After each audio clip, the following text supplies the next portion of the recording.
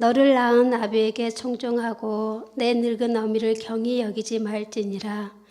진리를 사되 팔지는 말며 지혜와 훈계로 명철도 그리할지니라. 의인의 아비는 크게 즐거울 것이요 지혜로운 자식을 낳은 자는 그로 말미암아 즐거울 것이니라.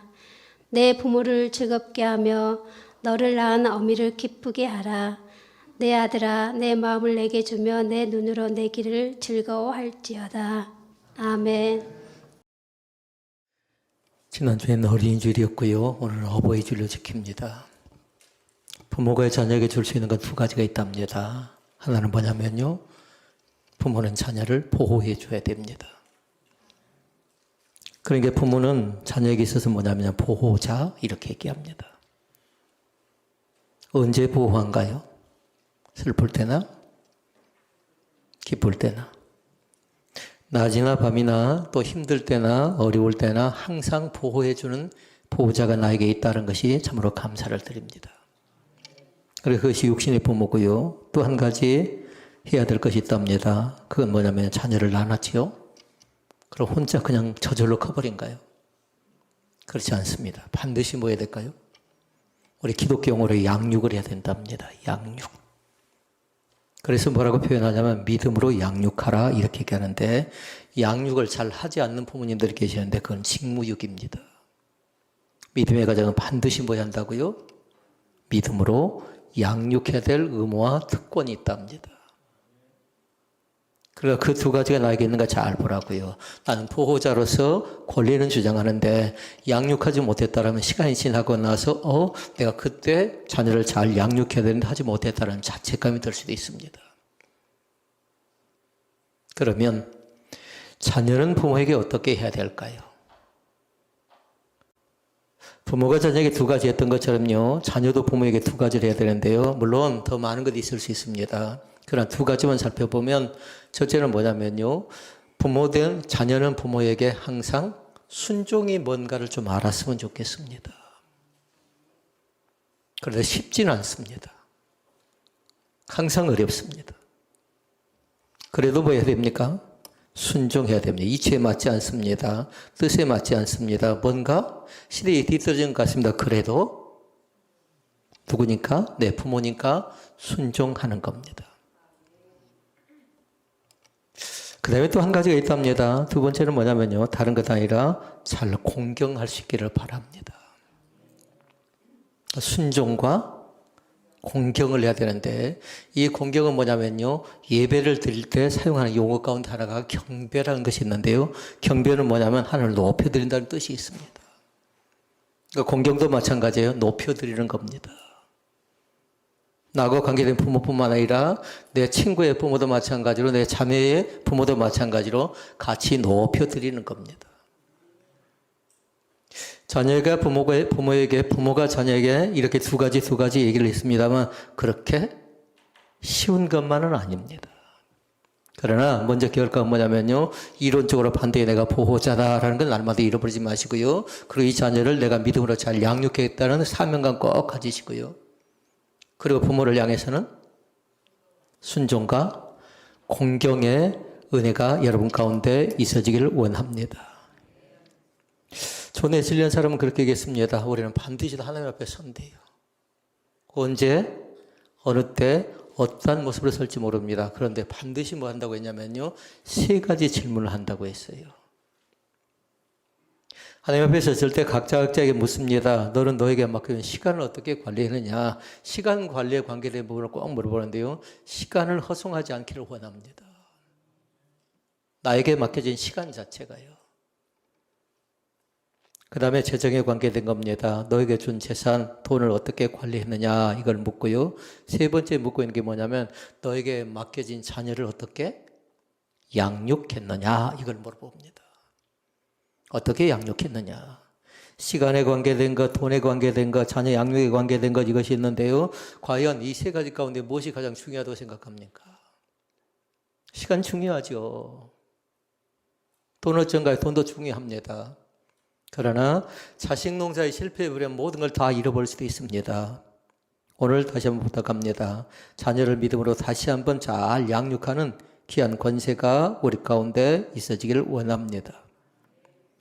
유대인들의 격언 중에 그런 얘기 있습니다. 하나님께서 이 세상 모든 것 가운데 함께 하시는데 혼자 다 품을 수가 없었답니다. 그래서 어머니의 마음을 하나님께서 우리 가운데 주셨다라고 그렇게 얘기를 했습니다. 그러니까 어머니가 계신 곳에 하나님이 계시고, 어머니의 마음이 있는 곳에 하나님이 계시고, 어머니의 손이 가는 곳에 하나님의 손이 가고, 어머니가 일하는 곳에 하나님이 그곳에서 우리하고 함께 같이 일하고 계심을 믿습니다. 이것이 유대인들의 격언이에요. 모든 것이 함께 계실 수 없어서 어머니를 보냈는데, 그렇게 인생에서 가장 기본적인 교육은 어디에서 이루어지냐면요, 부모님의 교육을 통해서 우리 가운데 이루어진다는 사실을 절대로 놓쳐버리지 않기를 원합니다. 그러니까 그 부모의 교육은 뭐예요? 양육 가운데 앞에 뭐였죠? 믿음으로 꼭 양육할 수 있기를 바랍니다. 그러니까 우리 부모는 진정한 교사입니다. 최초의 교사예요. 제일 먼저 선생님이라고요. 십계명은 두 가지로 나눌 수가 있죠. 십계명 가운데 1계명부터 4계명까지 나와 있고요. 그 다음에 5부터 10까지 나와 있는데, 5계명 가운데 첫 번째 것이 뭐냐면 내 부모를 공경하라는 말씀이 5계명에 나옵니다. 근데 그렇게 얘기합니다. 부모님을 공경하면 축복을 받습니다. 에베소 6장 1절에 6장 2절로 3절 말씀에 얘기합니다. 같이 읽어볼까요? 내 아버지와 어머니를 공경하라. 이것이 약속 있는 첫 계명이니 이는 내가 잘 되고 땅에서 장수하리라. 아멘. 생각해 보십시오. 저 말씀 잘 보십시오. 부모를 공경하라. 이것 자체는 뭐냐면요, 하나님께서 우리 가운데 명령한 일도 되지만 당연한 것이에요. 그런데 부모를 공경했더니 두 가지 복을 준다고 하지. 하나는 장수의 복, 하나는 땅에서 잘 되는 복을 우리 가운데 주신 줄로 믿습니다. 그러나 저도 말씀드렸어요. 부모를 공경한다는 것이, 부모에게 순종한다는 것이 결단코 쉬운 일은 아니라고요. 모셔봐서도 알지만 모시지 않는 사람도 다 잘 알고 있습니다. 그러나 그렇다고 할지라도 우리는 부모 공경한 일을 결코 소홀히 할 수는 없다라는 겁니다. 사랑하는 가볍게 여긴 사람들이 있습니다. 또 그 명령에 순종하지 않는 사람들이 있습니다. 그러나 이 시간 기억할 수 있기를 바랍니다. 부모 공경에 관계된 것이, 효에 관계된 것이 우리에게서 뭐냐면요, 살아생전에 해야 될 것 가운데 가장 귀한 사실인 것을 놓쳐버리지 않기를 원합니다. 디모데후서 3장 2절에 얘기합니다. 말세에 고통한 때가 이른답니다. 그런데 사람들이 뭐 한다고 했어요? 말세에 부모를 거역한대요.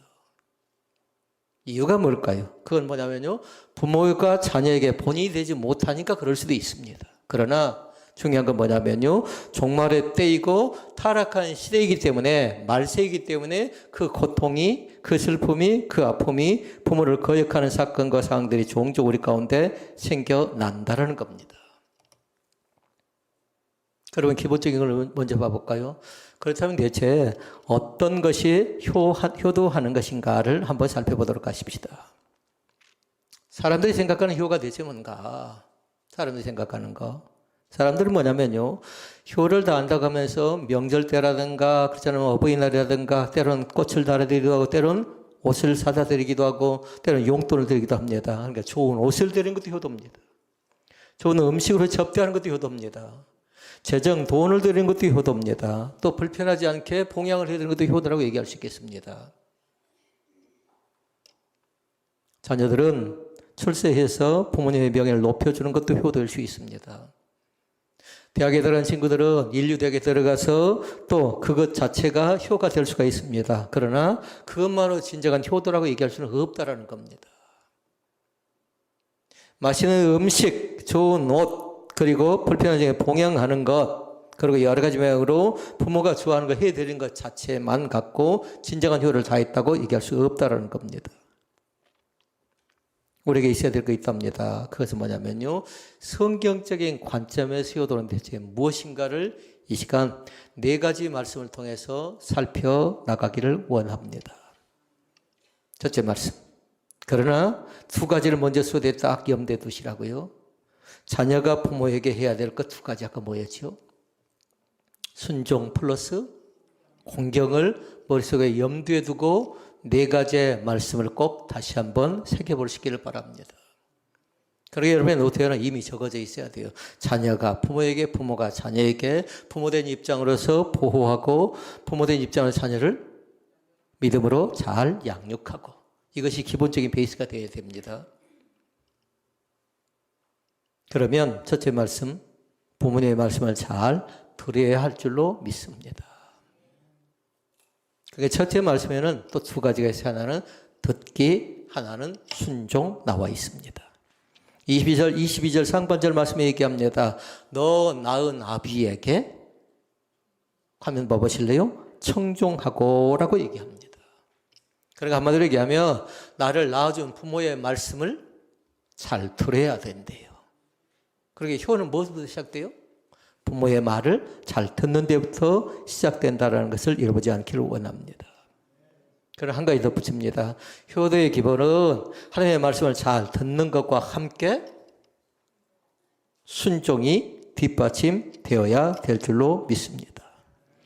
그러니까 효도는 성경에서 말하는 효도는 다른 것 아니었어요. 부모님의 말씀을 잘 듣는 것부터 출발하는데 부모님의 말씀을 잘 듣는 건 그 뒤에 순종이 뒷받침이 되지 않으면 가치가 없다라는 거예요. 이 세상에 잘 들을 수 있는 게 두 가지가 있답니다. 하나는 뭐냐면요, 하나님의 말씀도 잘 들을 수 있기를 바랍니다. 가장 첫 번째 것이고 가장 우선적인 것이고 가장 귀한 것인데 이 시간에 하나님의 말씀이 들려오지 않는다고 하면 가장 불행한 사람이라고 얘기할 수 있어요. 이 시간 귀가 열려져서 마음이 열려져서 하나님의 말씀이 잘 들려줄 수 있는 귀한 날이 우리 가운데 있어지기를 주의 이름으로 부탁을 드립니다. 그 다음에 두 번째 복이 있답니다. 두 번째 복은 하나님의 말씀 듣기가 먼저라고 하면 두 번째 복은 부모의 말씀을 잘 듣는 것이 두 번째 복이라고 얘기할 수 있겠습니다. 그렇게 이 시간 한번 살펴보자고요. 과연 하나님의 말씀은 잘 듣고 있는데 부모님의 말씀을 외면한다거나 거절한다거나 그 말씀을 제대로 따르지 않는다면 이것도 가장 크나큰 문제인데 첫 번째 항목에 걸리지요. 그러니까 효도는 하나님의 말씀 듣기부터 시작된다는 걸 놓쳐버리지 않기를 원합니다. 그러니까 순종이라고 얘기한 것입니다. 순종 속에 보니까 뭐가 들어가 있냐면요, 순종이라는 단어 안에는 여러 가지 것이 많이 들어있는데요, 세 가지의 뜻이 담겨져 있다고 생각하면 돼요. 부모를 향한 순종 가운데 사랑이 들어가 있고요, 그 다음에 존경이 들어가 있고요, 세 번째는 감사하는 마음이 들어가 있답니다. 그 순종 속에가. 그러니까 순종하는 사람은 뭐냐면요, 부모를 향해서 순종하는 사람은 사랑으로 나타나야 돼요. 그러니까 사랑은 고린도전서 13장에 얘기하죠. 때로는 참아줍니다. 때로는 모든 것을 견뎌줍니다. 때로는 바랍니다. 때로는 온유합니다. 시기 질투하지 않습니다. 그러니까 순종 속에 제일 먼저 우선적인 건 뭐라고요? 사랑이라고 해요. 사랑. 사랑이 들어가지 않으면 순종하지 못한답니다. 그러니까 순종의 기본은 사랑부터 시작된다는 걸 놓쳐버리지 않기를 원합니다. 그리고 부모를 향해 순종할 때는요, 반대에 존경심이 들어갑니다. 순종은 존경에서 나오는데 존경은 다른 것 아니에요. 받들어 모시는 것이에요. 아무나 받들 수 없습니다. 아무나 모실 수 없습니다. 나하고 관계된 사람일 살 수 있지만은 그러나 어른이기 때문에 마땅히 존경하고 받들어 모시는 겁니다. 앞으로 노인 문제가 심각하다고 합니다. 초고령화가 사회에 되다 보니까요. 오늘 통계가 나왔는데요, 39세까지 결혼하고 나서 39세까지 아이를 낳지 않는 부모들이 굉장히 많답니다. 심각한 현상입니다. 순종의 단어 가운데 세 번째는 뭐냐면요, 감사하는 마음이에요. 감사한 마음. 그러니까 감사한다고 하면서도 존경하지 않고, 감사한다고 하면서도 순종하지 않고 사랑하지 않죠. 그건 진정한 감사라고 얘기할 수가 없어요. 그러니까 순종에는 감사가 들어가 있는데 만약에 순종을 제대로 못하죠. 그럼 불순하다고 하죠. 근데 그 앞에 또 뭐라가 돼 있어요?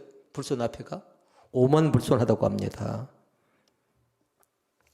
오늘 부모님을 향하여 감사하는 마음을 갖고요, 부모님의 마음을 흡족해드리는 그런 귀한 날이가 우리에게 있어지길 원합니다. 첫째는 잘 듣는 것. 두 번째 말씀이 있습니다. 부모님을 존경해 드려야 될 줄로 믿습니다. 그러니까 부모는 다른 사람 아니에요. 존경의 대상이라고요. 22절 하반절 말씀 얘기합니다. 같이 읽어볼까요? 내 늙은 어미를 경히 여기지 말지니라 이렇게 얘기합니다. 그러니까 이 말씀은 뭐냐면요. 어머니의 말씀을 없이 여기지 말래요. 가볍게 듣지 말래요. 그리고 경멸하지 말래요. 어머니의 말씀 자체를, 부모의 말씀 자체를 귀하게 생각하고 아프게 듣는 자녀들이 있는데요. 그 자녀들의 미래가 밝아집니다. 그런데 듣는 척도 안 하는 그런 자녀들이 있습니다. 사춘기 때니까 충분히 그럴 수 있습니다. 그러나 그것이 오래가면 큰 문제가 되어질 가능성이 있습니다. 그러니까 세상의 모든 자녀들은 뭐냐면요. 부모에게 반드시 양육, 교육, 훈련을 받아야 돼요. 때로는 예절에 대해서. 제일 중요한 건 뭐에 대해서 교육을 받아야 될까요? 믿음으로 양육을 해줘야 된답니다. 내 자녀가 지금 어떻게 신앙생활하고 있는가.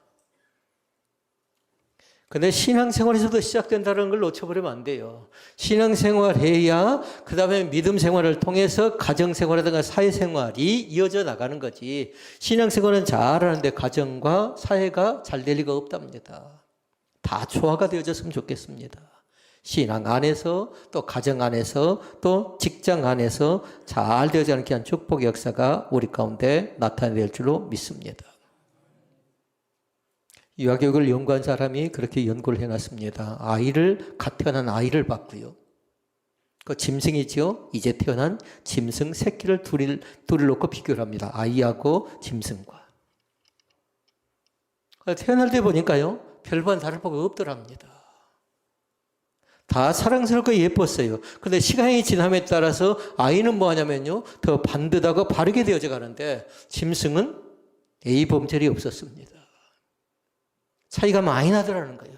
처음 태어날 때 별반 차이가 없었어요. 그런데 시간이 지남에 따라서 아이들은 점점 더 성장하고 발전되어지는데요. 짐승은 그렇지 않았습니다. 몸은 비대하고 성장하는데. 그 차이가 뭔가 이 보고를 해놨는데요. 다른 건 아니었어요. 부모의 훈계와 부모의 양육과 부모의 훈련 덕분이었다라고 그 자신은 그렇게 얘기를 해놨습니다. 절대로 가볍게 생각하지 않기를 원합니다. 지금 양육하지 않으면, 지금 교육해놓지 않으면, 지금 훈련해놓지 않으면 절대로 우리의 자녀들이 믿음의 길을 걸어가는 건 쉬운 것은 아닙니다. 오늘 우리에게 주어진 귀한 특권을 날마다 이루지 마시고요. 반드시 하나님께서 나를 통해서 계획한 선한 일이 있다는 것을 분명하게 믿을 수 있기를 바랍니다. 레위기 19장 32절 말씀입니다. 같이 읽어볼까요? 레위기 19장 32절에 기록된 말씀. 너는 레위기 19장 32절 말씀, 너는 센 머리 앞에서 일어나고 노인의 얼굴을 공경하며 내 하나님을 공경하라. 그렇게 얘기하는데요. 다른 것 아니었어요. 이 말씀 자체를 나중에 집에 가서 꼭 한번 확인해 보는데요. 레위기 19장 32절 보니까요. 어른 공경과 하나님 경외하는 것을 동일선상에 놨어요. 어른을 공경할 줄 아는 사람이 하나님을 공경할 줄 안다라는 그런 말씀과 이렇게 말씀으로 우리에게 설명해 주고 있는 걸 볼 수 있습니다. 오늘 다시 한번 말씀드립니다. 부모님을 존중해 드리는 자의 생에는 평화가 있답니다. 그리고 기쁨이 있고요. 그리고 축복으로 채워지는 은혜가 우리 가운데 있어지게 될 줄로 믿습니다. 세 번째 말씀이 나옵니다. 세 번째는 뭐냐면요. 24절에서 25절 말씀 나옵니다. 24절에서 25절 말씀 읽어볼까요? 의인의 아비는 크게 즐거울 것이요 지혜로운 자식을 낳은 자는 그를 인하여 즐거울 것이니라. 내 부모를 즐겁게 하며 너 낳은 어미를 기쁘게 하라. 이렇게 말씀합니다. 그러니까 셋째 말씀은 부모님을 즐겁게 하고 기쁘게 해드릴 수 있기를 바랍니다. 이것이 의무이자 특권이라는 걸 잃어버리지 않기를 원합니다. 그리고 24절에 의인의 단어의 동그라미를 딱 해놓도록 하셔요. 의인. 대체 성경에서 말하고 있는 의인은 대체 무엇인가를 잘 봐야 되는데요. 첫째 말씀이 있어요. 하나님의 말씀을 하찮게 여기나 버리지 않고 하나님의 말씀을 따라 사는 사람들을 가리켜서 의인이라고 그렇게 표현했습니다.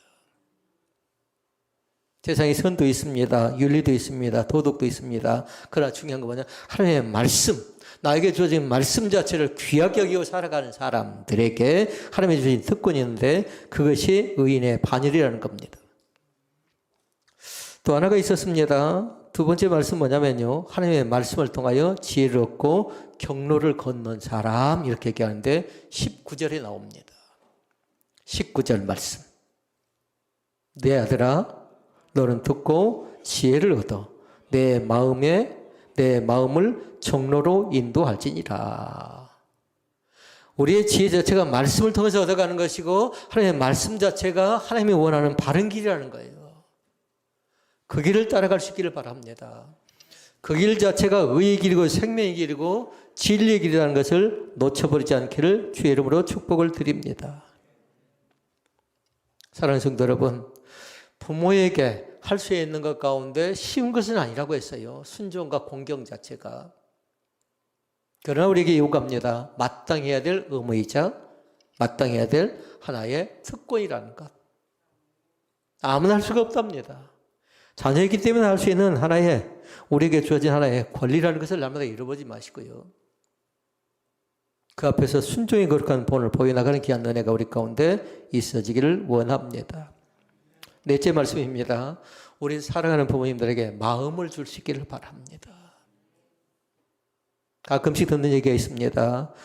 엄마가 알면 뭘 알아, 아빠가 알면 뭘 알아 이렇게 무시하는 그런 경향들이 많이 있는데요. 이건 커다란 착각입니다. 왜냐하면 자녀들이 성장하면 성장할수록 어떻게 합니까?